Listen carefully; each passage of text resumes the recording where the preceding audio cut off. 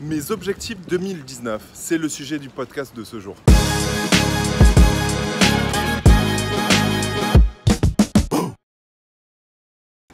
Salut à tous et bonne année. J'ai pas eu l'occasion de souhaiter la bonne année à tout le monde. Je sais pas si vous l'avez vu, je n'ai même pas souhaité la bonne année sur Facebook, etc. ou par mail, etc. Et j'aime bien le faire toujours en décalage parce qu'il y a une multitude de gens qui le font le 1er janvier, etc. Et je leur laisse le soin de le faire, etc. Mais j'ai pas envie de faire comme tout le monde par rapport à ça. Donc je vous souhaite plein de bonnes choses. Je vous souhaite surtout la santé, c'est quelque chose de super important. La santé est même la chose la plus importante. Et après, je vous souhaite de passer à l'action. Vous aurez des succès, vous aurez des échecs. Moi-même, j'ai eu des succès en 2018 et des échecs. Et je sais pertinemment que j'en aurai encore. Voilà, tout simplement.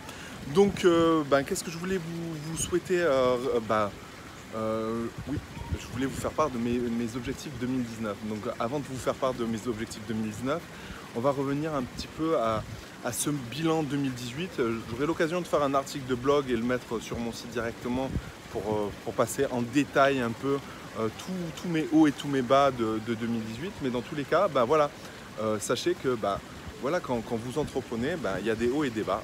Moi j'en ai eu dans cette année 2018. Le dernier trimestre, j'ai eu deux gros bas.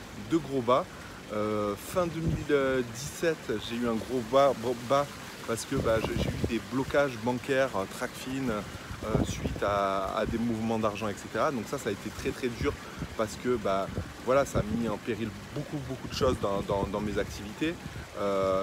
D'une part, j'ai pas pu réaliser l'événement Ecomkey, donc ça a été un gros bas, mais par rapport à ma fierté. Donc à ça, j'ai dû rembourser forcément tout le monde, chose que j'ai fait. D'ailleurs, si une personne n'a pas reçu le remboursement, envoyez-moi un message en privé. Envoyez-moi un message en privé.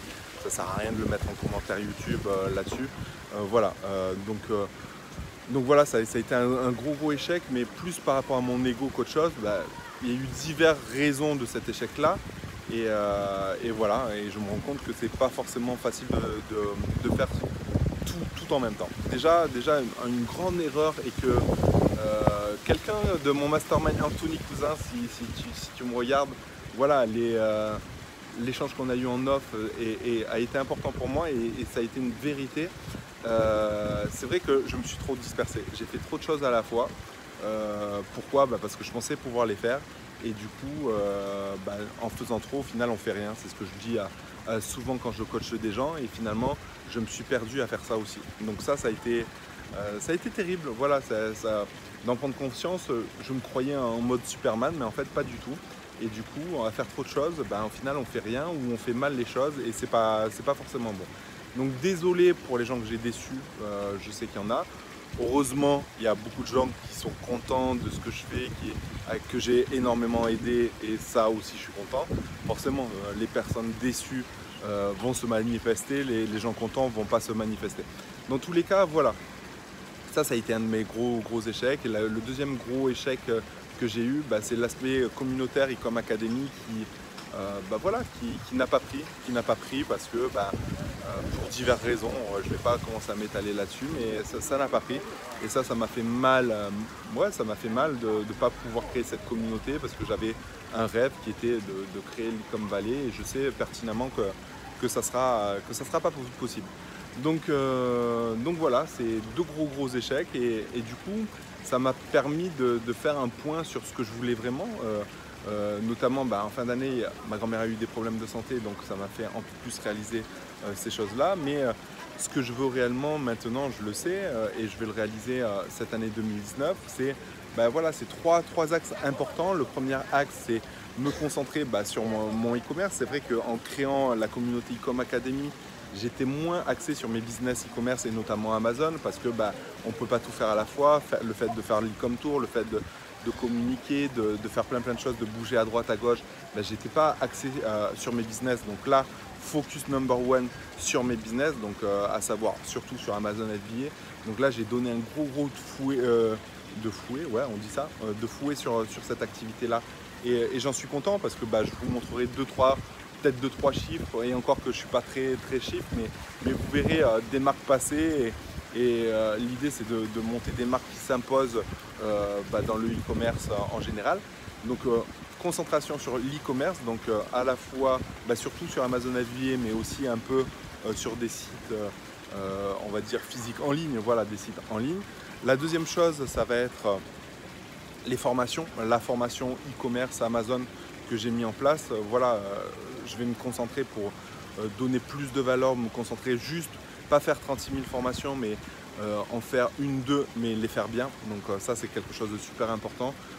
J'ai pris conscience aussi de ça en discutant avec les gens, où des fois, voilà, ils me disaient, tiens, là c'est peut-être pas assez carré, etc. Oui, déjà de base, je suis pas forcément formateur, mais voilà, ça va être un de mes focus importants, donc c'est le deuxième focus.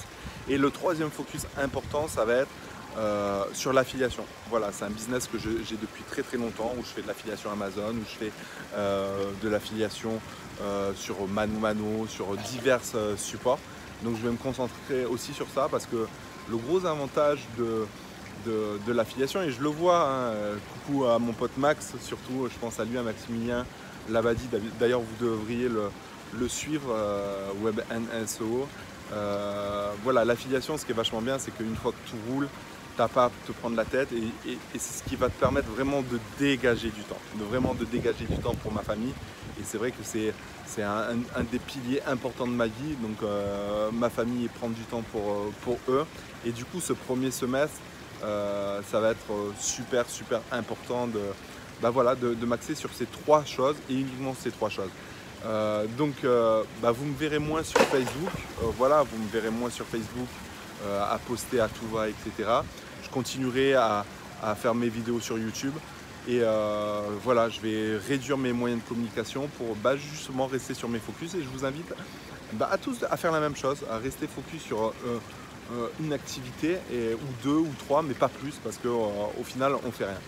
Voilà, donc voilà mes objectifs de 2019. Pourquoi j'ai parlé du premier semestre? C'est parce qu'on a un gros projet de vie avec ma femme pour le second semestre, et on aura l'occasion d'en reparler. Tant que c'est pas finalisé, je préfère pas en parler, mais voilà, ça pourrait être pas mal, et je suis sûr que ça va vous plaire et que vous allez suivre tout ça. Voilà, sur ce, je vous dis à bientôt les rouillas dans une prochaine vidéo. Ciao!